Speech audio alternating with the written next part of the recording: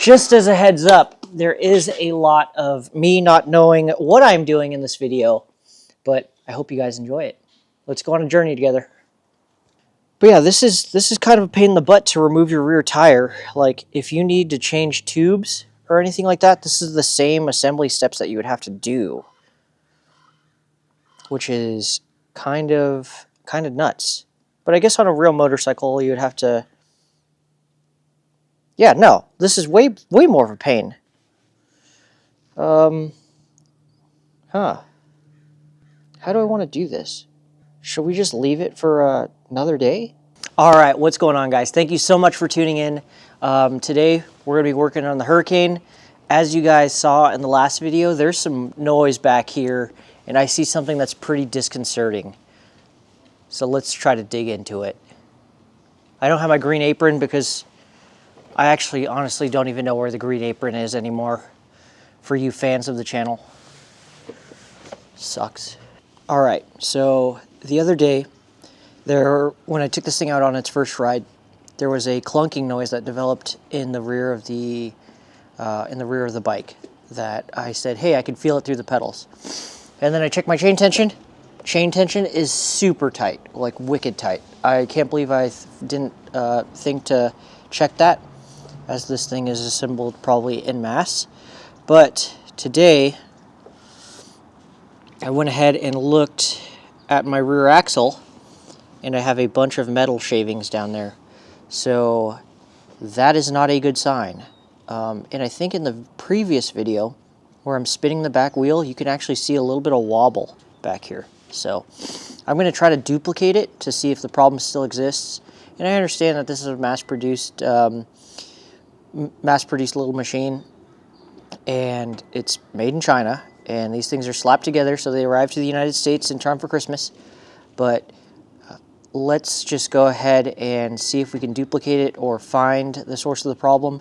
Maybe it only happens when this thing heats up, but I have to do some more digging. Okay, so I've been riding the bike for about 10 to 15 minutes or so, and I wasn't able to duplicate the problem. So that tells me that the problem has either fixed itself or found a stability, but I'm not very satisfied with that. So I was taking a look at this, and there's two places where the wear could have come from. It could have happened where the sprocket meets a bearing, or a race, excuse me, which is this sprocket meeting this race. Or it could have come from the inner race on the inner bearing against the axle. And I've been spinning this wheel, and I wasn't able to see any wear on the sprocket to race mating surfaces or clearance section. And the axle to inner race bearing is too far down in there for me to see. So I was thinking, okay, maybe the wheel was just out of alignment, which caused wear on that inner race and the axle surface. So that led me to believe that I have to do some adjustment with my axle, but I still want to check the inner race and the axle to see where those shavings came from, because it takes a lot of force for metal shavings to happen. And that premature wear, if it just needs axle grease, I can throw that on there. However, if I've caused damage to that race by just simply taking this thing out and riding it, it is what it is. But I've noticed there's only an adjuster on this side and not an adjuster on the other side, so I gotta bust some tools out and then get this axle loose. Alright, so I was busting out my tools, and then I was looking at, I realized what this part's called. It's called a chain tensioner. I can't believe I forgot what that's called. But I have you lined up with the frame. Look at how bent that chain tensioner is from the factory. So this thing is definitely over tightened, which means I was probably right in my assumption that the axle is wearing on. So you can see that bend in this chain tensioner bolt. Like, look how bent that thing is. Just whoop, like banana shaped. So I'm probably right in assuming that hey, my chain tension is too tight from the factory.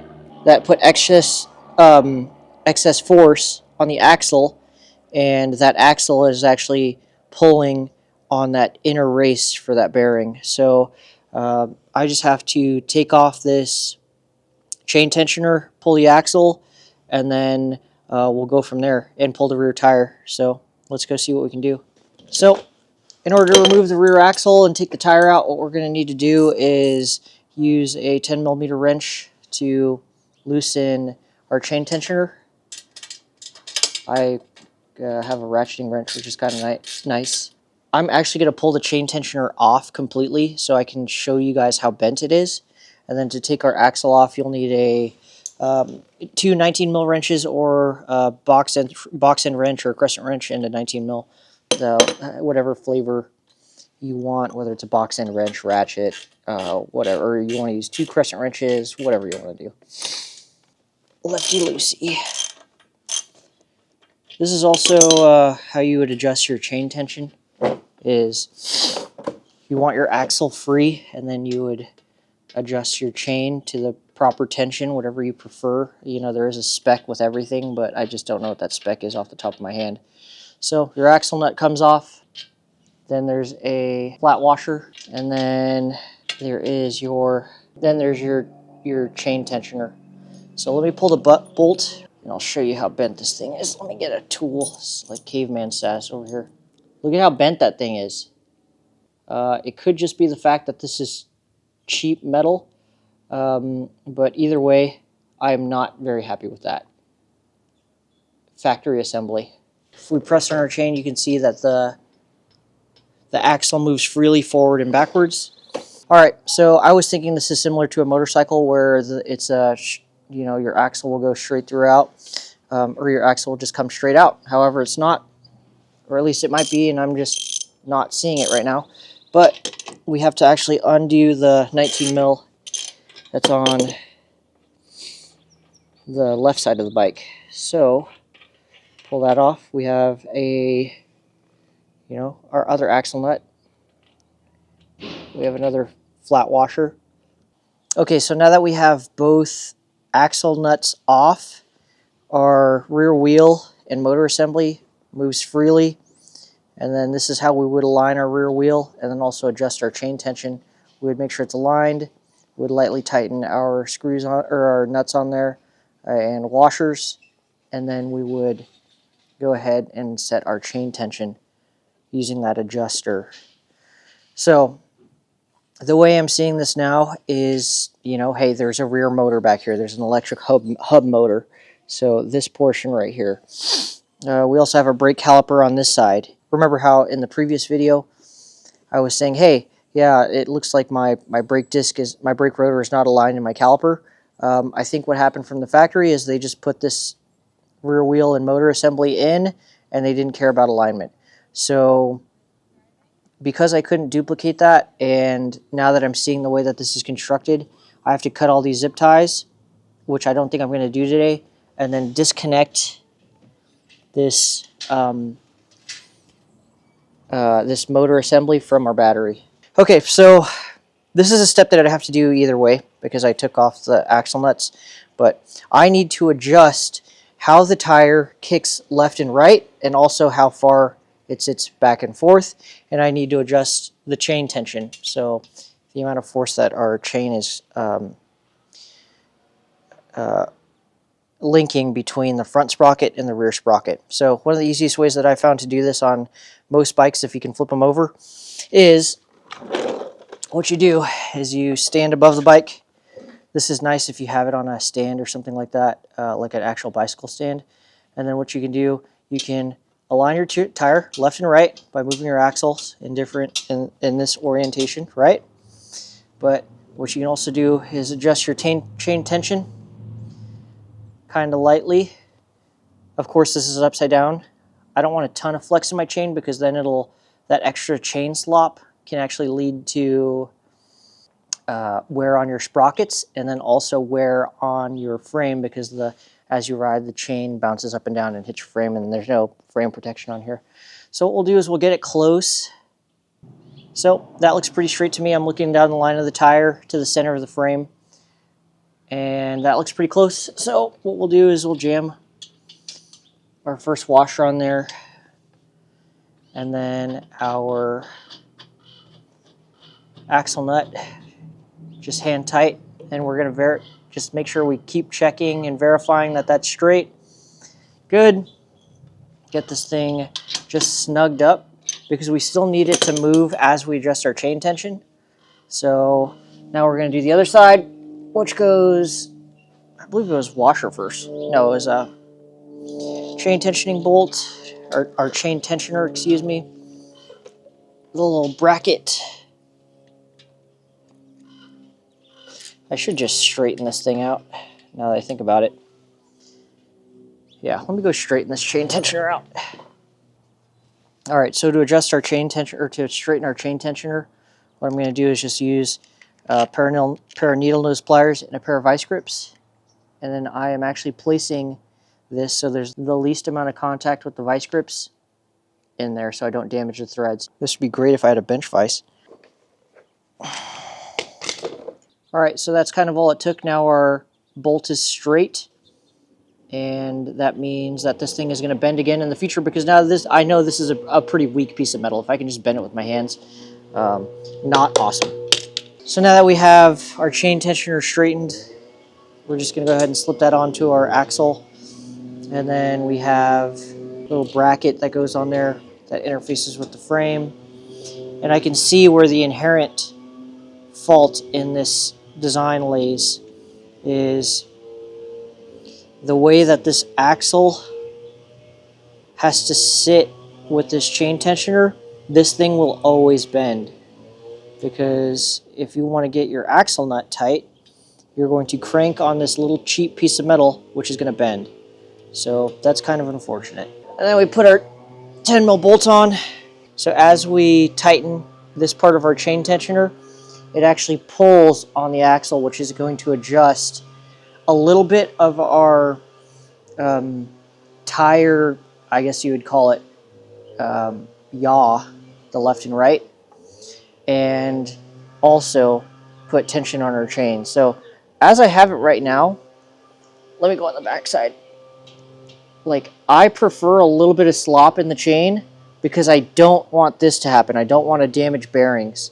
So I would rather have the chain and sprockets be the consumable item rather than an inner bearing, race, or axle, because those are more difficult to replace, and they're also more difficult to source and also purchase. So there's usually a manufacturer specification, but with this bike, I don't think there is. So we're just going to go up and down so it will barely miss the frame.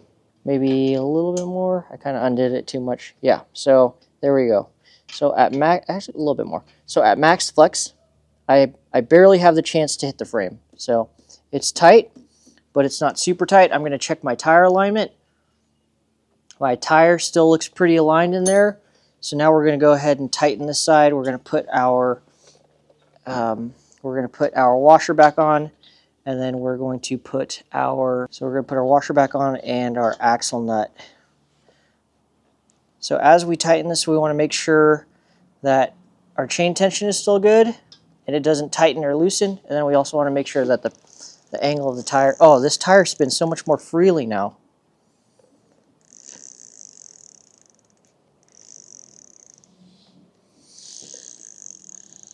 Yeah, so as we tighten it, we want to make sure that we don't change the yaw of our tire, and then we don't also change the tension in our chain. So it's still touching the frame at max, but it's not like super guitar string tight as it was before. Actually, I could probably loosen it a little bit, and I'd be comfortable with that. So now we're going to use our 19mm wrench, tighten both sides, and check everything back again. So just to verify, now that we have everything tightened down, our wheel still spins freely, center of tire meets center of frame, and our chain has just a little bit of give to it. It's not guitar string tight like it was, and our axle nuts are tightened as well. Okay, so now that we have the bike flipped back over, batteries reinstalled, our chain tension, a little bit more slop, but I'm okay with that because I would once again rather have the sprockets and chain be the wear item rather than the rear axle. And now that I'm seeing this, the chain tension is uneven, which is very strange. Tight here, tight, loose, loose, tight, loose, loose, very loose, tight, loose, very loose. Look at that. So as our chain stretches, it's going to stretch unevenly like I'm showing here. But we just need to ride this bike a little bit more. But from the factory, that chain was way too tight. And I think that's what caused the wear between our axle and our inner race on that wheel bearing. And now we just kind of have to check and see how this chain is going to wear and stretch out. But I'd rather have it be this way than cause further damage to my axle bearing. Yeah, so that's just kind of something to keep in mind. But one of the last things that we need to do is go ahead and ride this thing. My helmet camera died, so what we're going to do is I'm just going to ride it, and then you guys will see from there.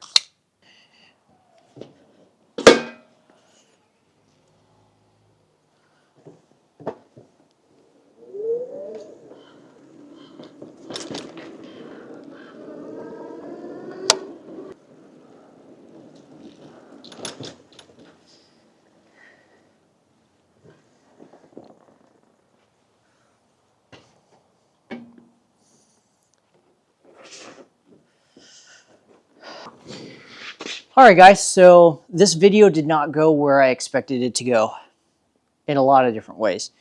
I didn't expect to find the issue where I found it. I didn't expect it to be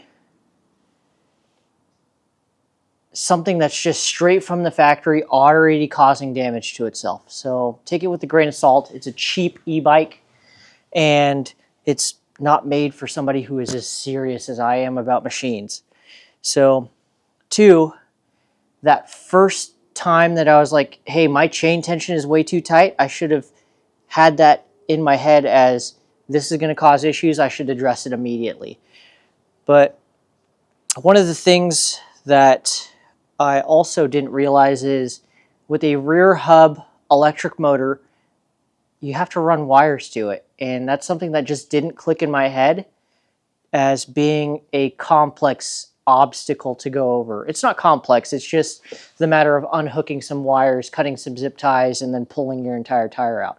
But once again, if there's any issues with your rear tire or rear brake assembly or your rear sprocket, guess what you have to do? You have to literally take this bike entirely apart. And we're going to be doing that in future episodes.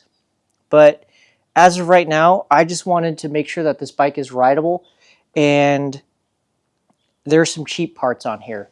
So that chain tensioner being bent from the factory, bad sign, you know. And it's a simple fix, but it's one of those things that if you're a consumer of this product and you are not mechanically inclined, you might get one that's either in better condition or worse condition than this.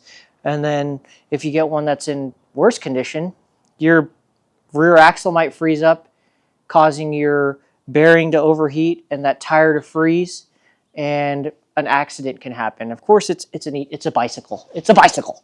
But the grand scheme of things is it's mass produced. There's going to be some issues with it. This is one of the first ones to market. I understand that. But I definitely learned a lot about this bike. I thought I was going to be able to actually pull that bearing and show it to you guys, but the amount of work that it would take to get that out of there, it's a lot. So I'm going to be doing that in a separate video in terms of when we get to upgrading this bike. So I want to put a different rear hub motor assembly in here / rear tire. I want to throw knobby tires on here. I want to throw a lot of cool stuff in here. I want to upgrade the battery if possible, and just see kind of where this rabbit hole goes in terms of upgrading a cheap electric bike. And of course, cost is going to be one of those things. We're starting off with it's cheap. Should you invest into upgrades or modifications, or should you just buy something that you want to just use and have for the entire life and never change it? I'm the kind of guy who never change or who always changes everything. It's look at my truck. That's not a stock Tacoma anymore. Or look at, you know, any of my motorcycles, including my Honda CT90s, which are going to be featured in different videos that are coming up. But if you're thinking about buying this bike, it's just some kind of things that you have to think about. The issues that I have on this bike in particular, you might see. And if you don't think you can deal with those issues or know how to diagnose those issues or figure out how significant those issues may be, you might not want to buy it. But I've only owned this bike for a couple of days now, and we really have yet to push it hard to the limits. If we're just riding around the neighborhood and I'm already hearing a clunking from the rear hub assembly, it's not a good thing. But I will leave that verdict up to you, whether or not you guys want to have my problems be your problems, or my problems be potentially your problems. So, but other than that, we learned a lot about this bike in terms of its assembly and its quality. And I hope you guys enjoyed this video.